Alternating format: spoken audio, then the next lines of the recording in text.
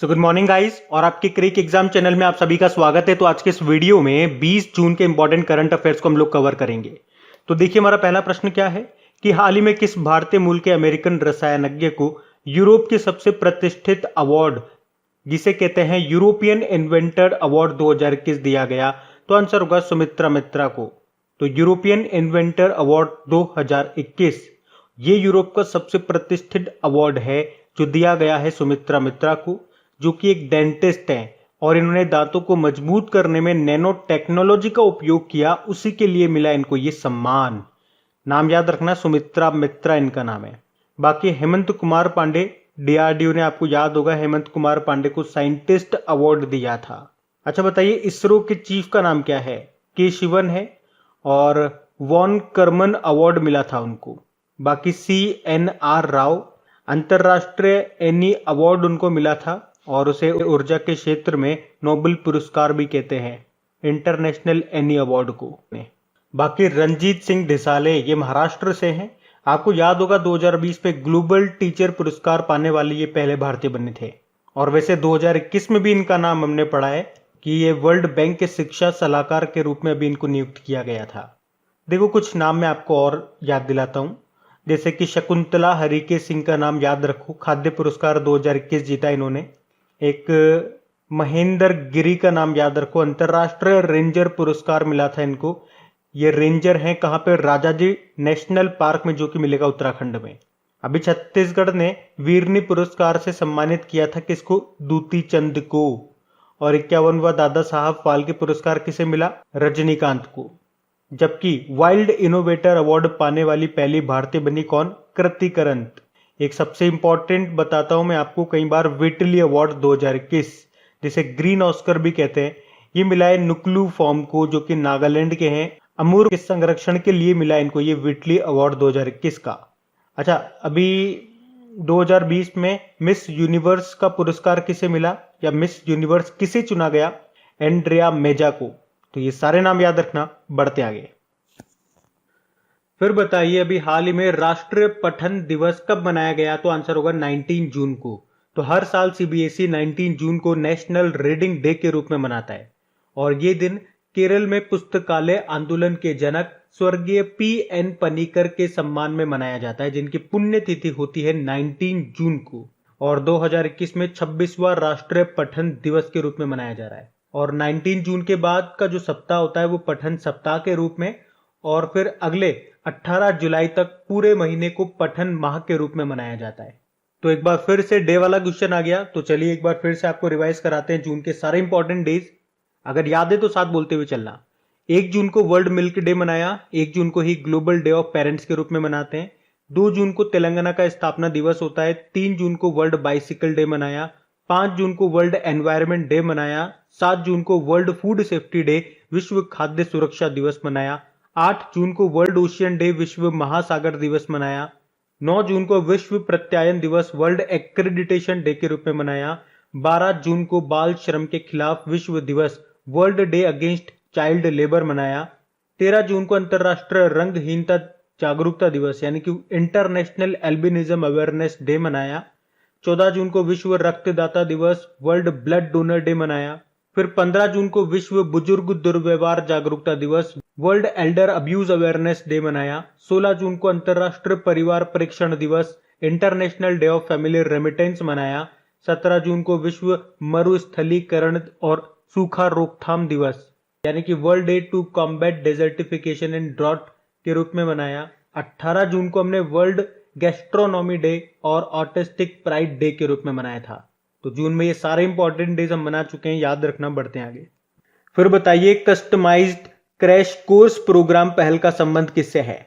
तो आंसर होगा front line workers. तो कोविड-19 में जो सबसे आगे खड़े होकर काम कर रहे हैं ना, उन्हें कहते हैं फ्रंट लाइन वर्कर्स।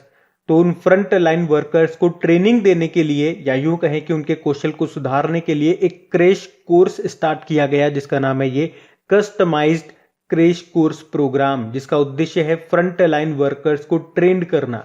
मतलब इसमें उनको बताया जाएगा कि किस प्रकार सपोर्ट सिस्टम मजबूत किया जाए, किस प्रकार मेडिकल उपकरणों का सही उपयोग किया जाए।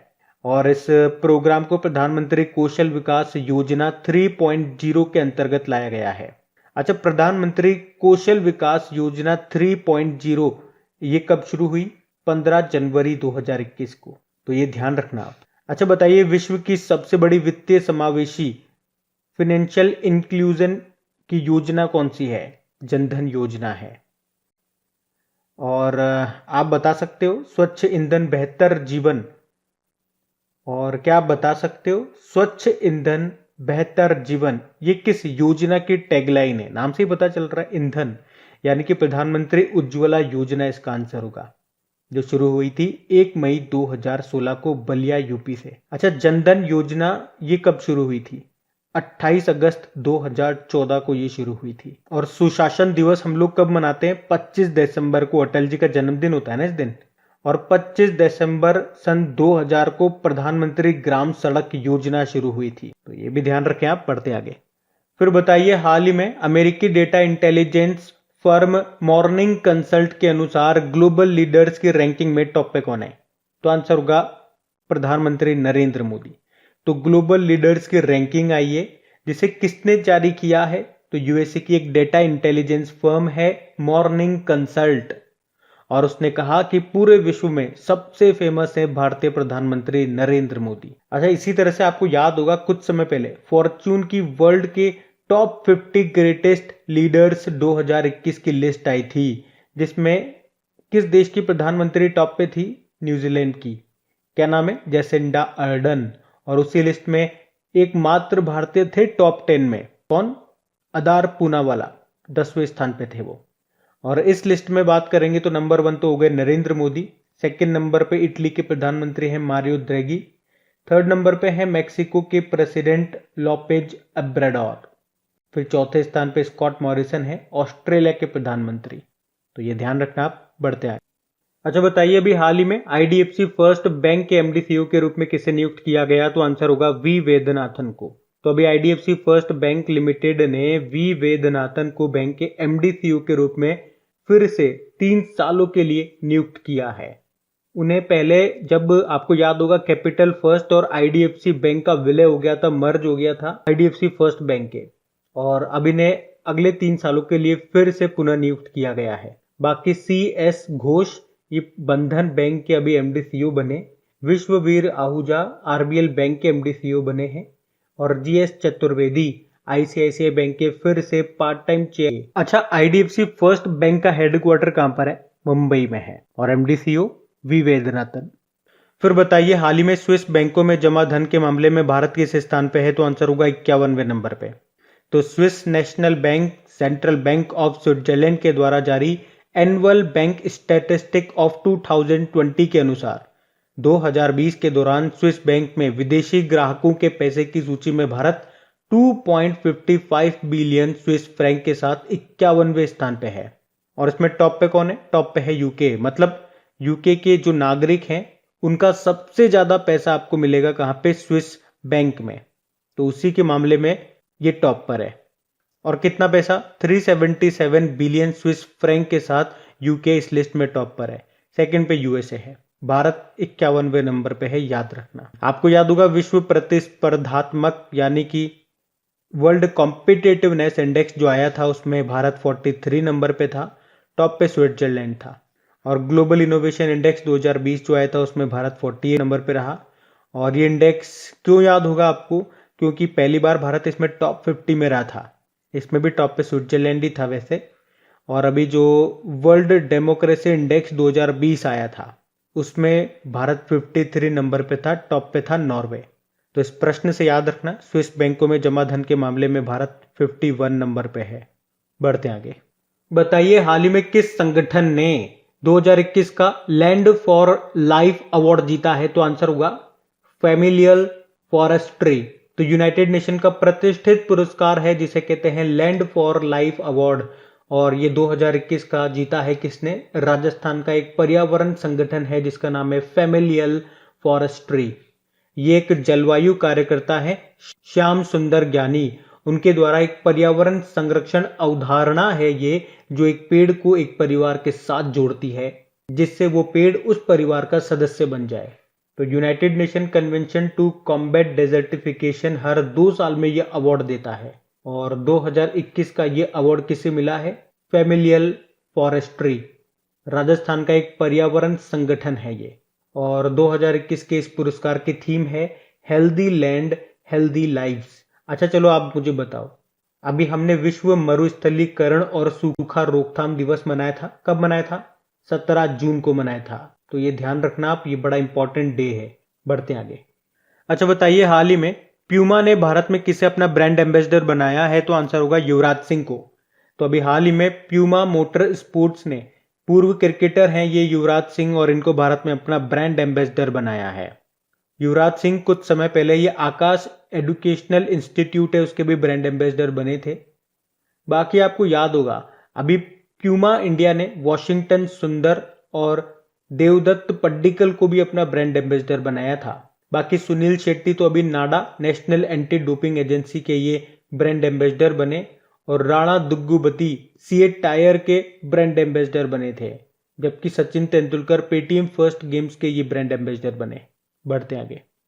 अच्छा फिर बताइए, अभी हाल ही में आईसीसी यानी कि अंतरराष्ट्रीय आपराधिक न्यायालय यानी कि इंटरनेशनल क्रिमिनल कोर्ट, इसके नए मुख्य अभियोजक यानी कि प्रोसिक्यूटर कौन बन गए? तो आंसर होगा करीम खान। तो अभी ब्रिटिश वकील हैं ये करीम खान, और अभी इन्होंने हेग नीदरलैंड में जो इंटरनेशनल क्रिमिनल कोर्ट है वहां पे नए मुख्य अभियोजक यानी कि प्रोसिक्यूटर के रूप में शपथ ली है। किसने? करीम खान ने। और ये किसकी जगह लेंगे? फतो बेंसोदा की ये जगह लेंगे। बाकी मैंने आपको बता दिया, इंटरनेशनल क्रिमिनल कोर्ट याद रखना, इसका हेडक्वार्टर आपको मिलेगा हेग नीदरलैंड में।